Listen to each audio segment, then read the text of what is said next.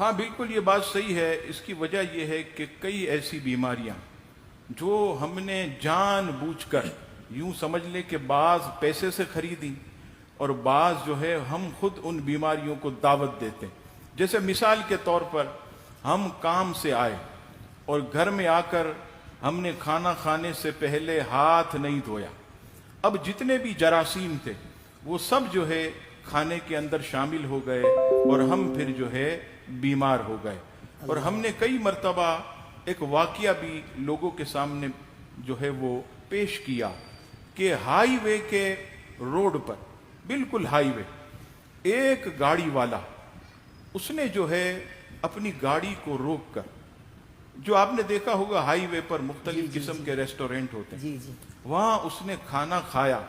ابھی کھانا پورا بھی نہیں کھایا تھا کہ وہ کرسی سے گرا اور اس کا انتقال ہو گیا.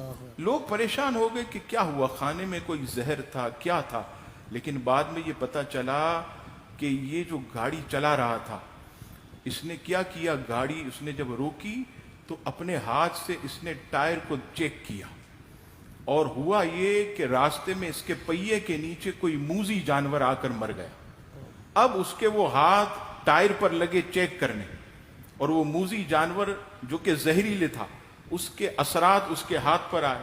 اب اس نے ہاتھ نہ دھوئے اور اسی ہاتھ سے کھانا شروع کیا. وہ زہر اس کے کھانے میں تھا، شامل ہو گیا اور اس سے جو ہے وہ اس کی ہلاکت واقع ہو. اب دیکھیے، آپ دیکھیں کہ اسلام کتنا ستھرا مذہب ہے. ہمیں فرمایا گیا کہ صبح اٹھو سب سے پہلے اپنے ہاتھ دھو. تمہیں نہیں پتا کہ نیند میں تمہارا ہاتھ کہاں کہاں لگا.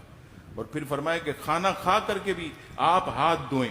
مفتی قاسم صاحب کا ایک کلپ میں نے سنا، وہ کہہ رہے تھے کہ ایک مرتبہ میں دعوت میں گیا تو وہاں ہاتھ دھونے کا انتظام نہ تھا، اور دعوتوں میں آپ نے دیکھا مرغن اور بڑی بہترین قسم کی غذائیں ہوتی ہیں.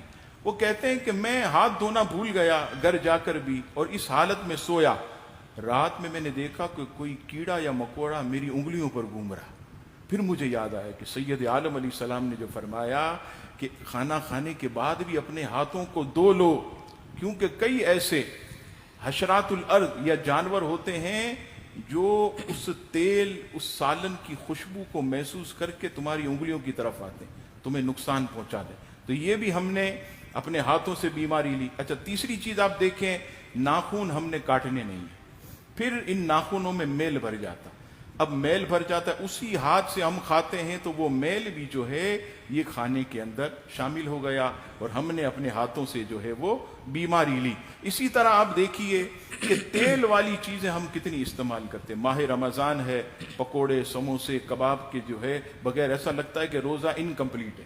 افطار جو ہے یہ اللہ کی بارگاہ میں مقبول نہیں ہوتا جب تک تیل والی جو ہیں مختلف چیزیں نہ ہو. اب ہم یہ کثرت سے کھاتے ہیں، تیل والی چیزیں کھاتے ہیں، پھر ہمارا وضو باقی نہیں رہتا.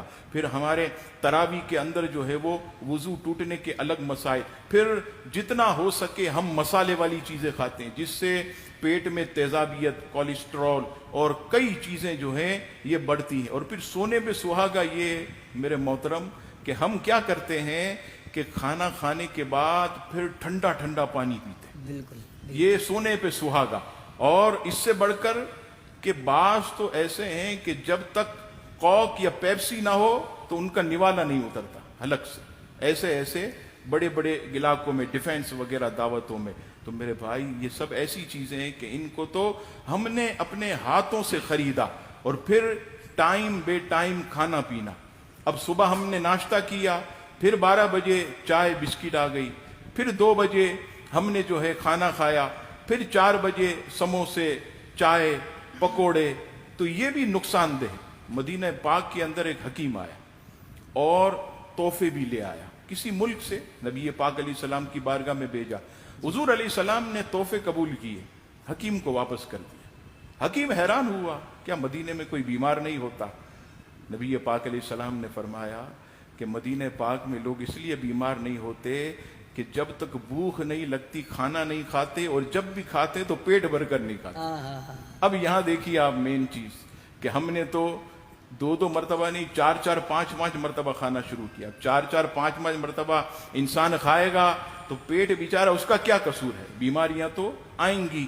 تو یہ ایسی مختلف چیزیں ہیں کہ جو ہم نے خود اپنے ہاتھوں سے خریدی، اور پھر جو ہے ہم جو ہے لوگوں کو کہتے ہیں مولانا صاحب کوئی وظیفہ بتائیے، ڈاکٹر کے پاس گھومتے ہیں کوئی دوا دیجئے، ہمیں جو ہے وہ سکون نہیں مل رہا، ہمارے اندر سے بیماری نہیں جاتی۔ تو ان چیزوں سے خدا را پرہیز کریں۔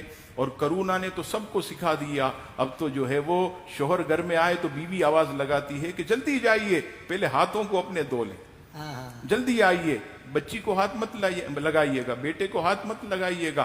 کرونا کا وائرس پھیلا ہوا ہے۔ اب دیکھیے اسلام نے ہمیں 1400 سال پہلے سید عالم علیہ السلام کی شان کے بارے میں حضرت عائشہ صدیقہ فرماتی ہے، حضور علیہ السلام جب بھی گھر میں داخل ہوتے ہاتھوں کو دھوتے اور مسواک شریف کرتے۔ سبحان اللہ۔ مسواک شریف آپ علیہ السلام کرتے تھے، دانتوں کی صفائی، یہ کتنا ضروری۔ تو یہ سب چیزیں اگر ہم اسے سمجھ لیں تو انشاءاللہ تعالی بیماری جو ہے ہم سے کوسوں دور رہے گی، اور ہم انشاءاللہ تعالی اس سے عافیت میں رہیں گے۔ سبحان اللہ، سبحان اللہ۔